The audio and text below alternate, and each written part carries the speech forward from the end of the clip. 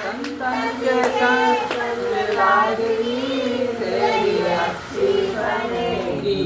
मोहनिशा में बहुत सोयो, मोहनिशा में बहुत सोयो, मोहनिशा में बहुत सोयो, मोहनिशा में बहुत सोयो।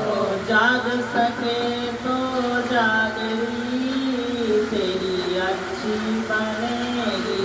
जाग सके तो जागरी अच्छी बनेगी। संतन के संग लागरी तेरी अच्छी बनेगी। संतन के संग लागरी तेरी अच्छी बनेगी। सुख हित नारी तीन आशाएं, सुख नारी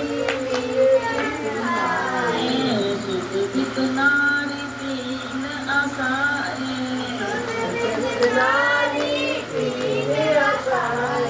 त्याग सके तो त्यागरी तेरी अच्छी बनेगी। त्याग सके तो त्यागरी तेरी अच्छी बनेगी। संतन के संग लागरी तेरी अच्छी बनेगी। संतन के संग लागरी तेरी अच्छी बनेगी। कहत कबीर राम सुमिरन में, कहत कबीर राम सुमिरन में, पाल सके तो पालरी तेरी अच्छी बनेगी।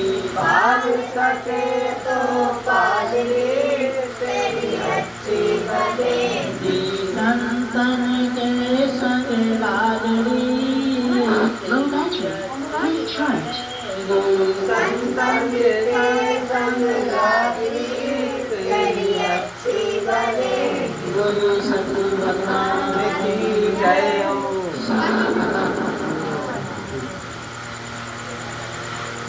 माताजी रोज मेरे तो घर में सुबह हो सकते अरे जैसे दिमाग में आओ तो होते याद दिखाई दिया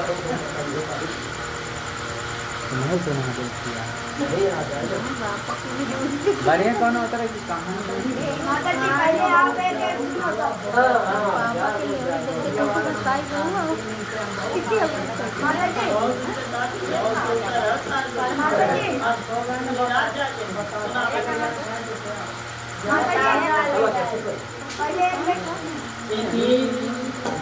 मछली जल्दी लानी है। कल के सत्संग में क्या सुना, क्या समझ में आया? सुबह क्यों नहीं आया? ये अच्छे लिखने का लगने का विषय नहीं होता। अच्छा देखिए, वाणी का विषय होता, आँख का विषय तो 10 इंद्रियाँ होती हैं, 5 कर्म इंद्रियाँ, 5 ज्ञानेंद्रिय, पंचीकरण का विषय। तो 5 कर्म इंद्रियाँ जो होती हैं वो काम करती हैं, 5 ज्ञान इंद्रियाँ हैं, नाक, जीवा, त्वचा और वाणी, ये 5 जो है ज्ञान इंद्रियाँ हैं। और 5 कर्म इंद्रियाँ, हाथ, पैर, मलमूत्र और वाणी। वाणी बोलती है, जीवा स्वाद लेती है, जीवा ज्ञान इंद्रिय। तो कहते हैं अच्छा लगता है। अच्छा कहाँ से लगता है? किसके द्वारा तुम्हें आभास होता है कि अच्छा लगा? वही तुम्हारा स्वरूप है, वही तुम्हारा स्वरूप है, वही तुम हो, वही शिव है, उसी को शिव बोला जाता है। ये मन के धर्म में होता है, हमें अच्छा लग रहा, खराब लग रहा, मेरा मन खराब हो रहा, ये मन का धर्म है। इसलिए जब हम कितना मंत्र जाप करते हैं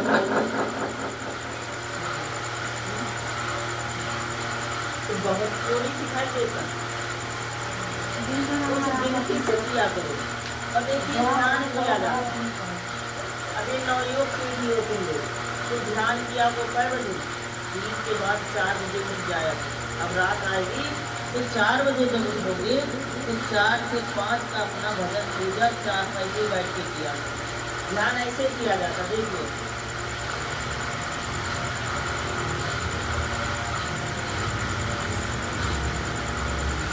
जब सांस ऊपर को जाती है सो, कहाँ से सांस उठती है? नाभि से। नाभि से जाती है तो दो रास्ते हैं ना, तो नाक से 2 सुन रहे हैं ना, तो एक से जाती है एक से निकलती है। तो एक तरफ से जाती है तो सो की आवाज आती है, ध्यान करिए बैठ करके, तो सो की आवाज आती है, और जब दूसरी तरफ आती है तो हम की आवाज आती है, सो हम, सो हम। यही क्रिया चलती रहती है। बस यही हम ध्यान करते हैं कि मैं सो हूँ, सो हम, वह ब्रह्म मैं हूँ। सो माने वह, हम माने आत्मा, वह ब्रह्म मैं हूँ।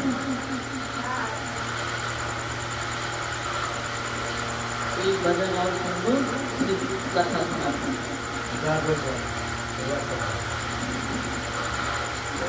किसी के सोचने से कोई सुनते गुरु पर किसी दिन याद करोगे,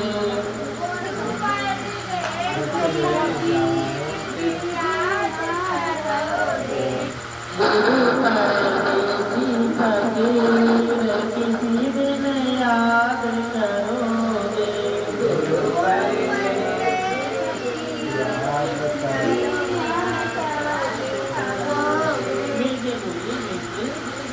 रंगोगी बहता पानी, रंगोगी बहता पानी, इनकी महिमा कोई नहीं जानी, इनकी महिमा कोई नहीं जानी, इनकी महिमा कोई नहीं जानी, इनकी महिमा कोई नहीं जानी। बाबू सका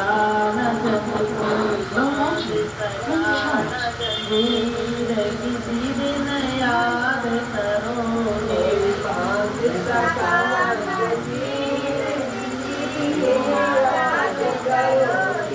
कोई बांध सका न जमीर किसी दिन याद करोगे, कोई बांध सका न जमीर किसी दिन याद करोगे।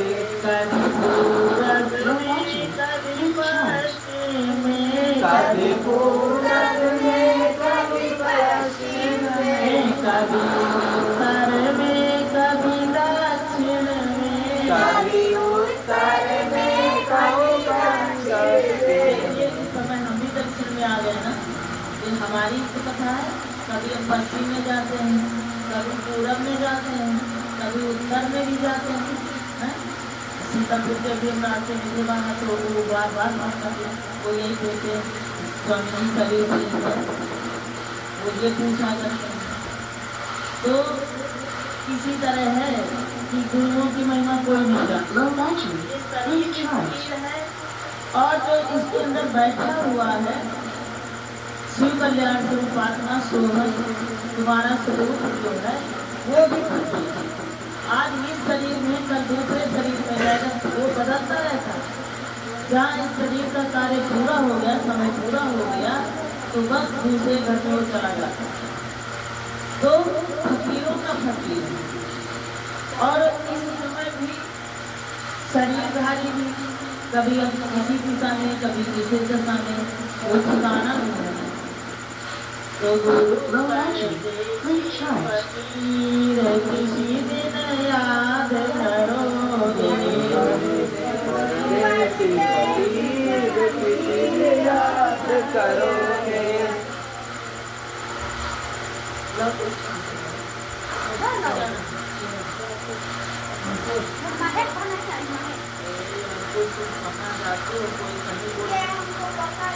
पकड़ नहीं सकती है, बातों को यहाँ रखना है कि वहाँ रखना है।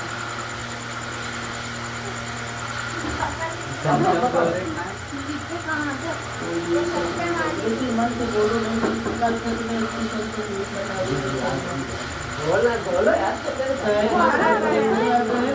कभी पश्चिम में कभी पूरब में कभी पश्चिम में कभी उत्तर में कभी दक्षिण में कभी उत्तर में कभी दक्षिण में चारों किसी दिन याद करोगे चारों दिशा जमीन किसी दिन याद करोगे।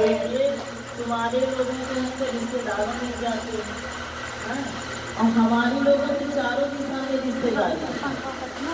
चाहे देश विदेश चले जाए चाहे जहाँ चले जाए, हाँ? सारी जगह हमारी रिश्तेदार हैं।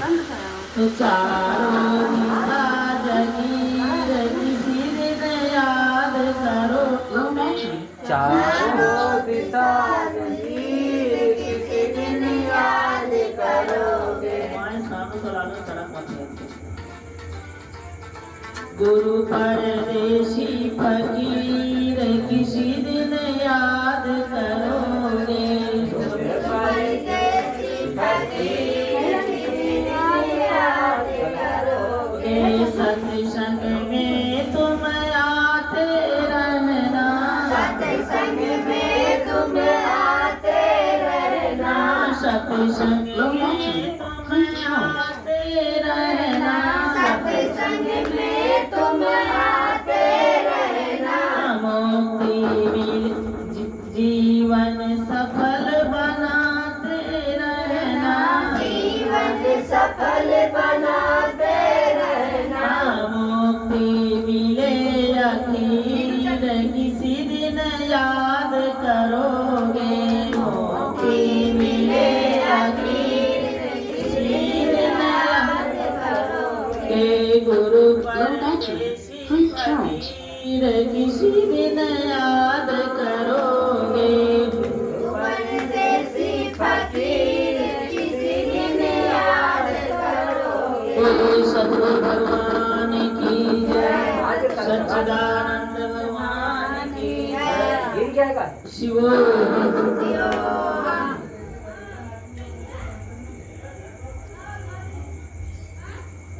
देखिए, एक सेठ जी थे।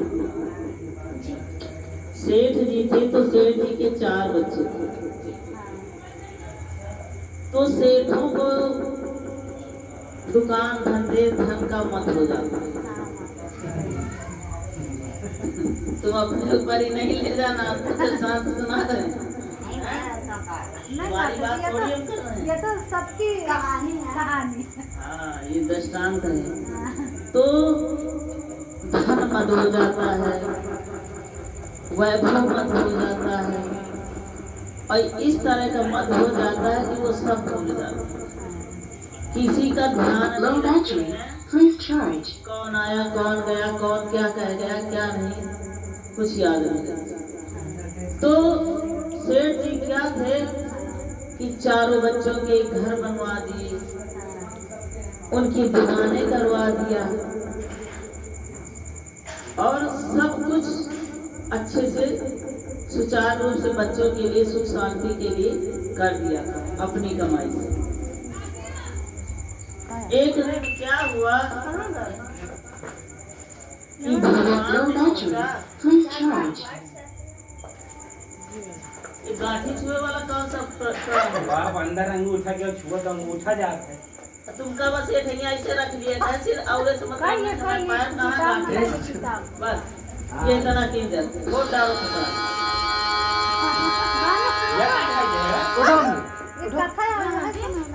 बीन बजा तो जब चारों बच्चों के लिए उन्होंने सारी व्यवस्थाएं बना दी, पर परमात्मा को नाम नहीं दिया। परमात्मा का कोई स्थान था उनके दिल में। क्या हुआ?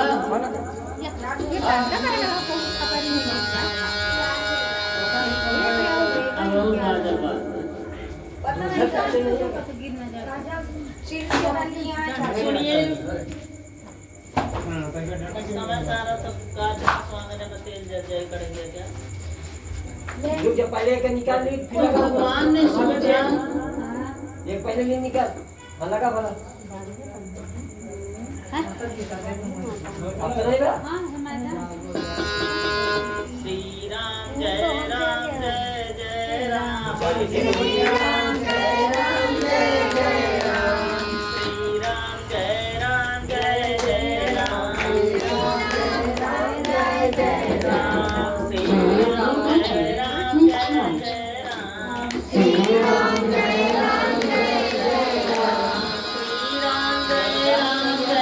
राम श्री राम जय राम जय राम श्री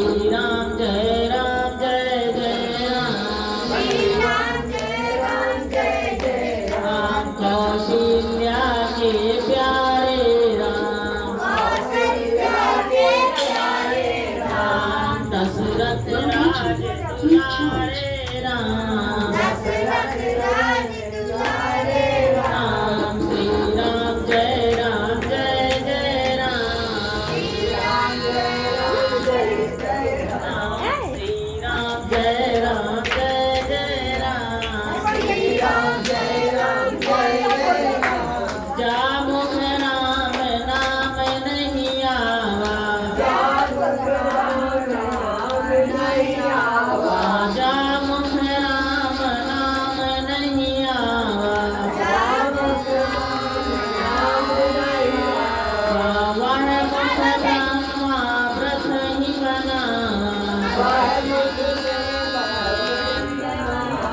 वह मुख ब्रह्मा व्रत ही बनावा श्री राम जय जय राम श्री राम जय जय राम श्री राम जय जय राम श्री राम जय जय राम दशरथ राज दुलारे राम दशरथ राज दुलारे राम कौशल्या के प्यारे राम कौशल्या के प्यारे राम श्री राम जय जय राम श्री राम जय जय राम बोले सतगुरु भगवान की जय सच्चिदानंद भगवान की जय शिवो शिवो बैठो इधर आओ अब बहुत जगह पाछे आगे बैठा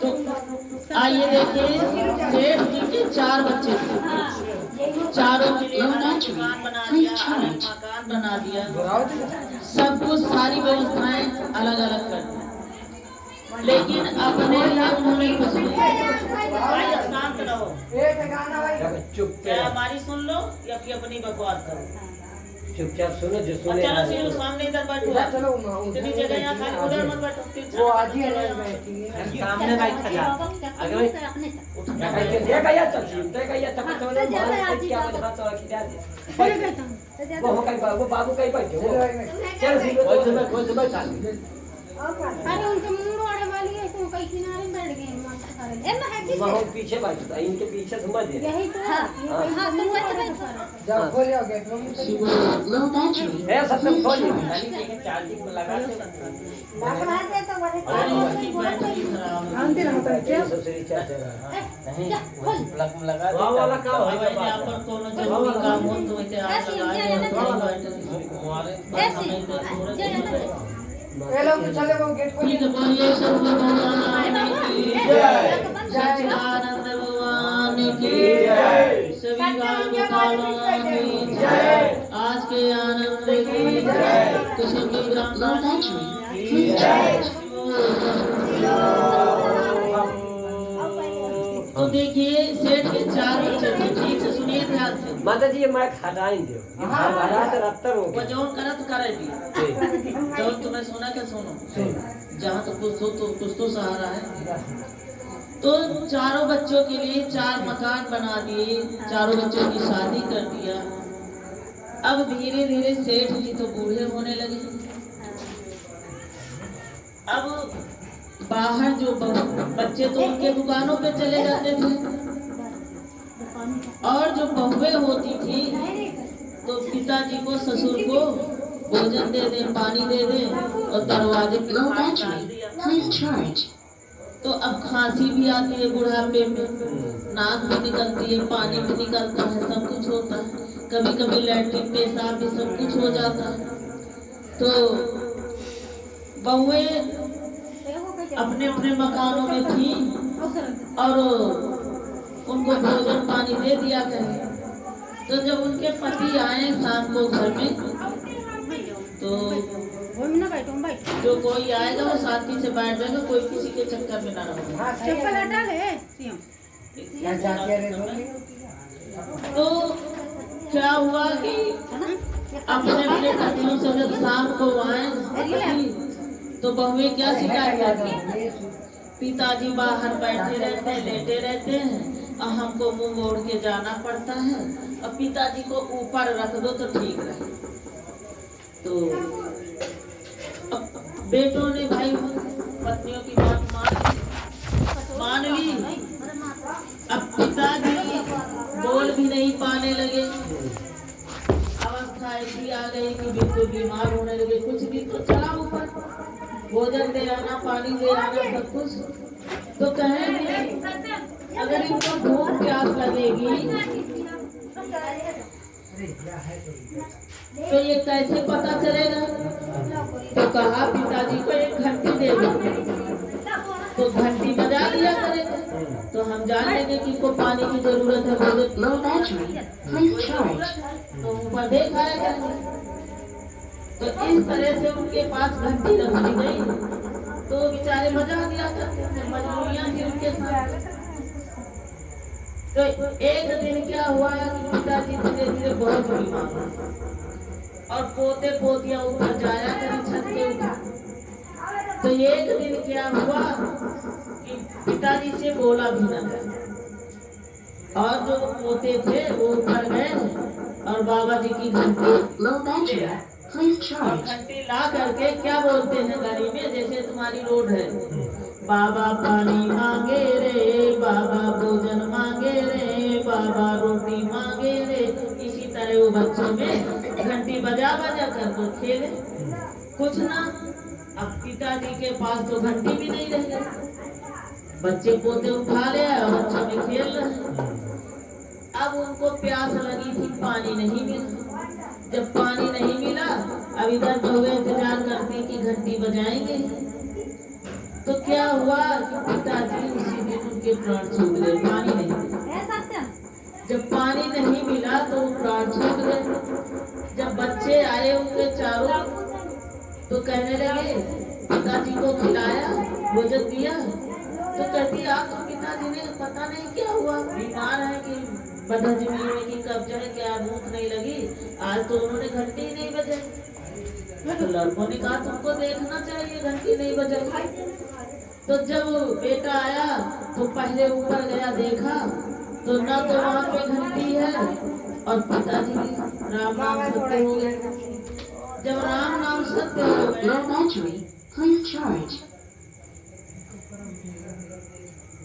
तो अब उनके लिए समाधि उमाधि बना दिया, अपना ठठरी बना करके ले गए और चिता में जला दिया।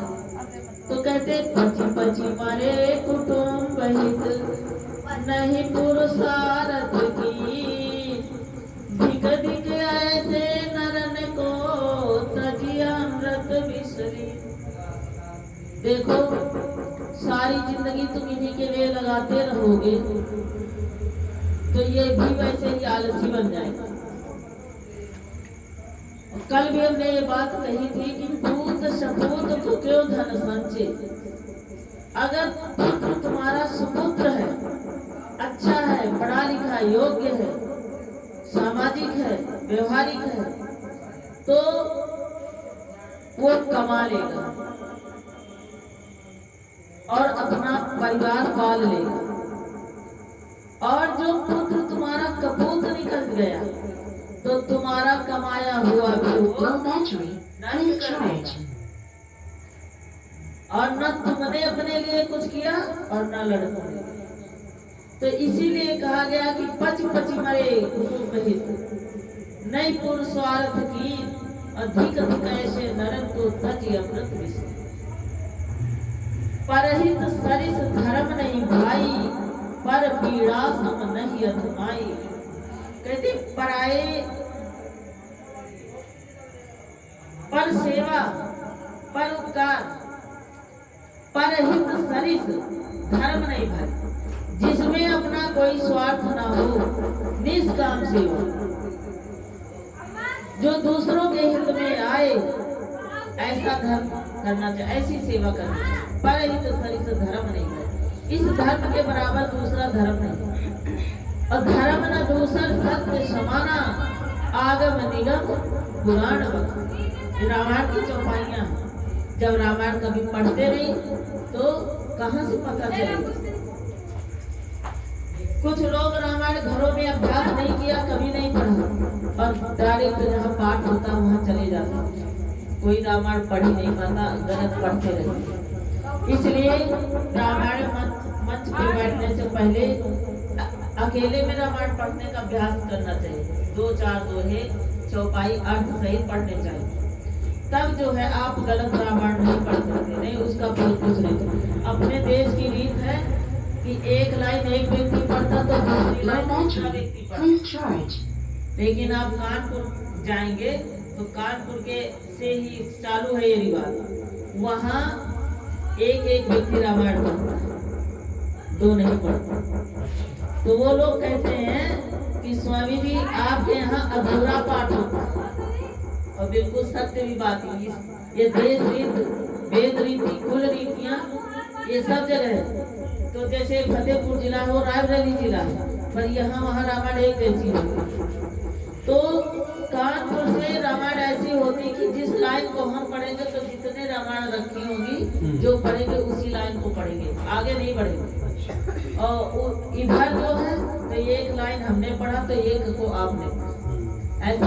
तो जिस चौपाई को आपने पढ़ा हमने नहीं पढ़ा, और जिसको हमने पढ़ा उसको आपने नहीं पढ़ा, तो अधूरा पाठ हुआ कि नहीं? जिसके घर में है उसको इसका फल मिलेगा। हमें तो समझो वो मजदूर डाल के पढ़ा रहे, मजदूर की तरह। बाकी पढ़ने वाले